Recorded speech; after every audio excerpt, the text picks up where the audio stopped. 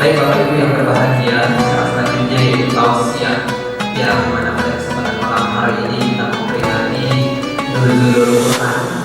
Masjid Baitul Izmi mengambil tema Al-Quran sebagai pedoman dan negara dalam kehidupan. Pada kesempatan ini sudah hadir kita bersama yang akan berbagi dan membagikan ilmu-ilmunya kepada kita semua. Semoga bisa kita pahami bersama apa yang dia sampaikan. Kepada Ustaz Suci Asgori dipersilakan.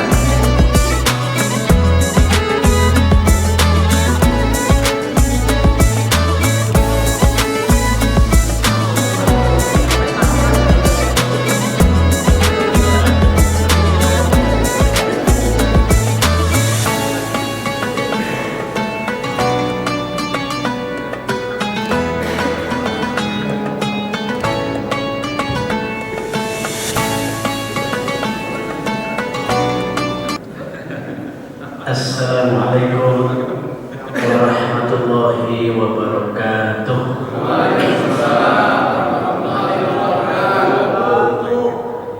Bismillahirrahmanirrahim. Alhamdulillahilladzi anzalal Qur'ana bis-syahri Ramadhana hudan lin-nasi wa bayyinatin minal huda wal furqan. Asyhadu an la ilaha illallah wahdahu la syarika lah wa asyhadu anna Muhammadan abduhu wa rasuluhu la nabiyya ba'dah. Allahumma shalli wa sallim ala nabiyyina wa habibina wa syafi'ina wa sayyidina wa maulana Muhammadin wa ala alihi wa ashabihi ajma'in. Qala Allah Ta'ala fi kitabil Qur'anil Karim, a'udzu billahi minasy syaithanir rajim. Bismillahirrahmanirrahim. Inna anzalnahu fi lailatin mubarak. Al-ayah.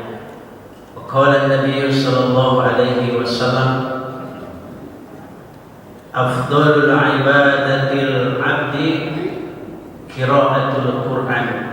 Sadaqallahul azim wa sadaqa rasuluhun nabiyil karim wa nahnu ala dzalika minasy syahidin wasyakirin walhamdulillahi rabbil alamin.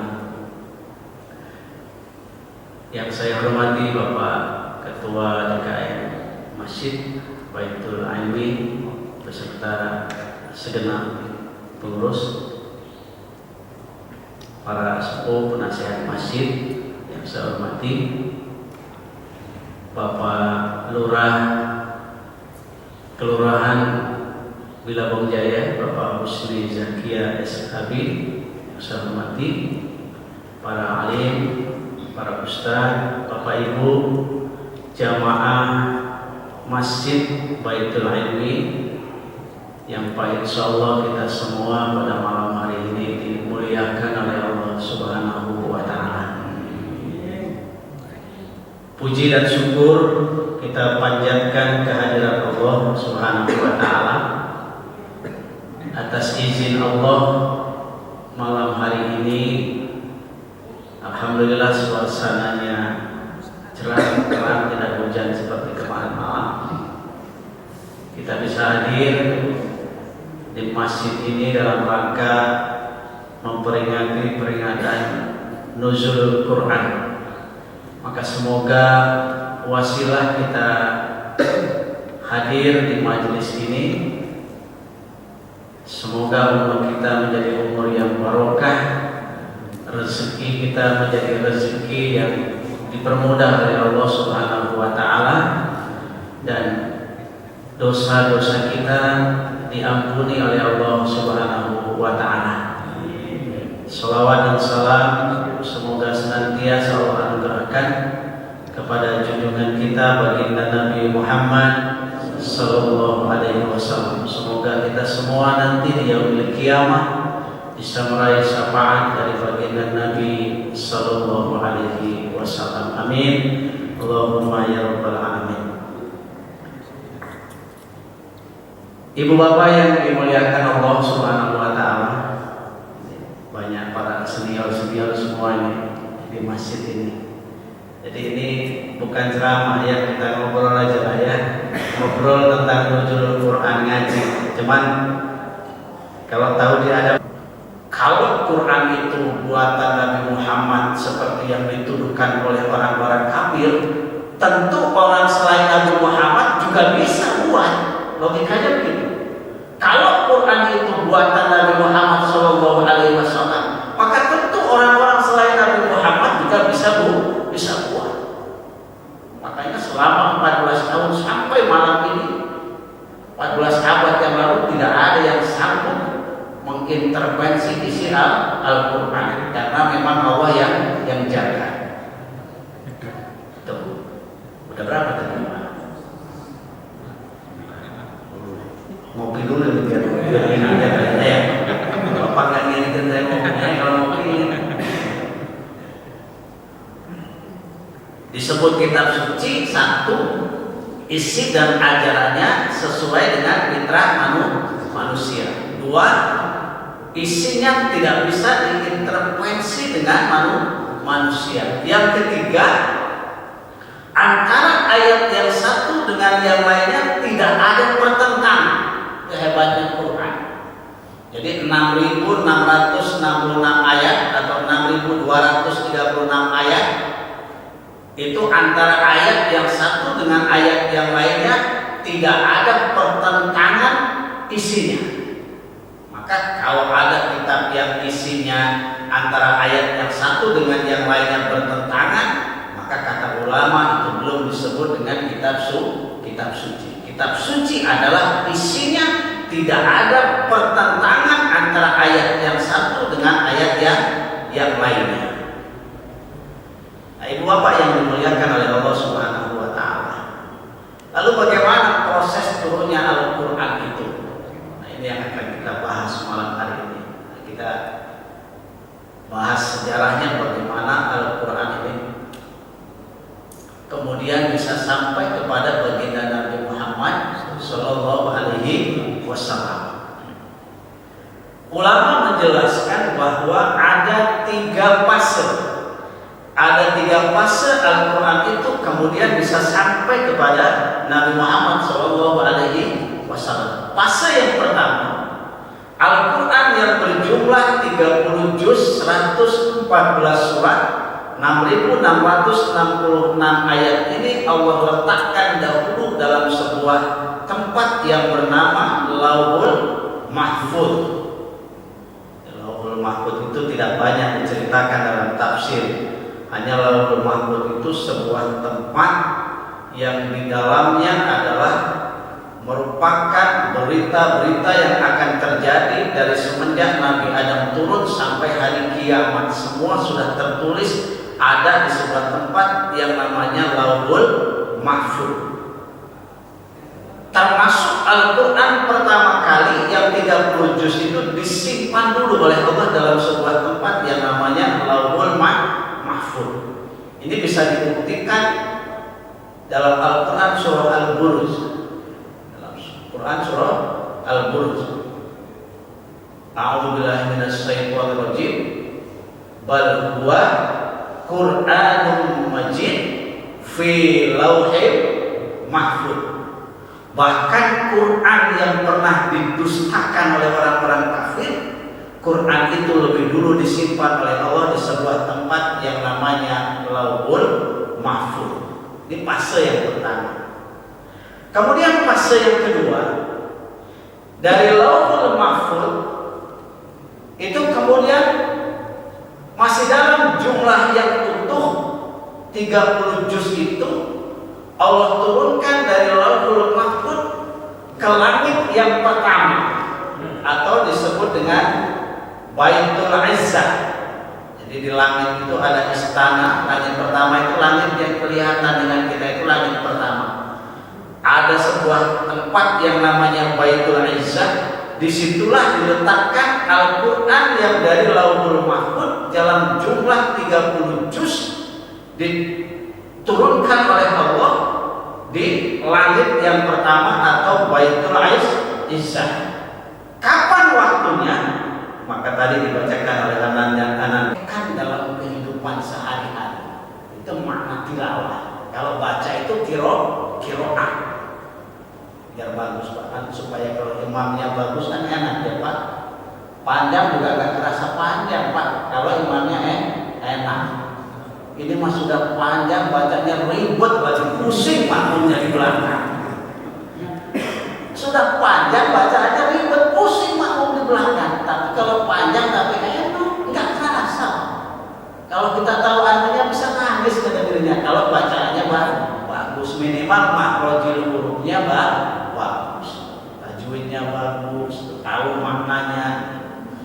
Pertama diqiraati, yang kedua ditilawah, dibaca, dipahami, diamalkan dalam kehidupan sehari-hari. Ini kan kita lagi ngamalin nih. Duduk di majelis ilmu ini kan setelah kita baca Quran tahu bagaimana kehebatan orang yang punya ilmu. Kita hadir di majelis ilmu. Kita puasa karena kita mentilawah Al-Quran. Ada ayat puasa, kita puasa. Kita sedekah karena ada ayat yang menjelaskan tentang sedekah. Maka kita sedekah. Bahwa masalul ladzina yunfiquna amwalahum, orang-orang yang sedekah di jalan Allah satu dilipat gandakan berapa? 70 dikali 100 berapa tuh? 700. Wallahu yudha'ifu ma yasha, dan Allah akan melipat gandakan lagi buat orang-orang yang dikehendaki. Nah, ini Ramadan Pak. Ramadan ini salah satu kesempatan adalah perbanyak sedekah. Di masjid butuh apa yang belum ada? Jangan ragu-ragu. Investasi jangka panjang kita adalah sedekah. Mumpung ini bulan Ramadan. Nabi itu kalau Ramadan kan kencang sedekahnya, seperti angin yang berhembus yang kencang. Saking hebatnya sedekahnya Nabi. Setiap malam murojaah baca Quran dengan malaikat Jibril. Kalau Ramadan, sedekahnya kencang, baca Qurannya kan kencang. Itu Nabi. Apalagi kita. Kalau Nabi kan surganya udah jelas. Kalau kita belum jelas. Masa baca Quran kan sedekah? Nabi aja yang jelas. Surganya sedekahnya kencang, baca Qurannya kan kencang. Yang ketiga, setelah diqiraati, ditilawahi, ditakfifi, dihafal semampunya Pak. Dihafal semampunya. Minimal kalau kita sholat di rumah tahajud, baca surat yang panjang. Bukan nggak boleh surat yang pendek Pak, tapi saya udah tahajud malam bangunnya bacanya triple full, saya bangunnya gitu. Bukan nggak boleh, boleh saja sah. Tapi lebih hebat lagi kalau baca suratnya surat yang panjang sambil direnungi maknanya, kita bermunajat kepada Allah Subhanahu wa Ta'ala. Ibu bapak yang dimuliakan Allah Subhanahu wa Ta'ala, bisa aja pergi-pergi ya, bukan orang tanging bersama ya. 9:30 kita lebih, karena lumayan ini paketnya, paket sholat isya, paket terawih, paket ceramah, belum paket dulu. Waduh mari Jakarta. Ya, mudah-mudahan yang sedikit ini bermanfaat buat kita semua, dan semoga 10 hari terakhir nanti kita bisa manfaatkan dengan baik. Ngurus masjid tolong difasilitasi jamaahnya supaya betah iktikafnya. Barangkali kalau pas ketemu hari libur gak usah pulang ke jamaahnya, buka siapin. Syukur ada donatur, ada lah saya yakin. Gampang amat kalau cuma ngasih makan buka sahur ya, kecil lumayan. Untuk orang yang sedang iktikaf dijamin. Disiapkan siapa yang mau iktikaf, disiapkan makan sahur, disiapkan buka. Hebat tuh. Kan masjid harusnya begitu kan, untuk memfasilitasi jamaahnya supaya dia beribadah di masjid. Ya, kalau kita kan bekerja nggak mungkin iktikafnya kayak Nabi sahabat dulu kan nggak pulang tuh 10 hari. Bapak kalau mau begitu ada tuh di masjid mana? Ada iktikaf khusus ya, masjid Al-Jum'ah. Itu biasanya 10 hari tak pulang ya. Paket khusus itu yang mau 10 hari jadi Pak Toyib. Aku pamit dulu sama istri. Bun, ayah tak pulang nanti 10 hari ya, mau iktikaf. Silakan datang. Yang penting nafkah sudah disiapin, sudah ditinggalkan untuk di rumah iktikaf. 10 hari tak pulang. Pulang malam takbir, mantap. Pulang malam takbir. Ya, kalau Kalau kita di sini yang penting malam-malam sebelum akhir malam kita hidupkan ya. Mudah-mudahan kita semua diberikan kekuatan, diberikan keistiqomahan oleh Allah Subhanahu wa taala sehingga Ramadan ini menjadi Ramadan yang terbaik dalam kehidupan kita. Mohon maaf kalau yang saya sampaikan banyak yang salah dan banyak yang keliru. Sekali lagi mohon maaf yang sebesar-besarnya. Kita tutup dengan bersama-sama berdoa kepada Allah Subhanahu wa taala.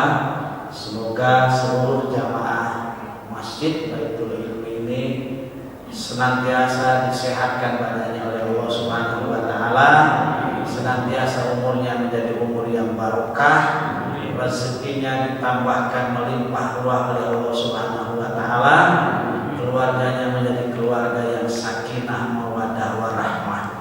Al-Fatihah.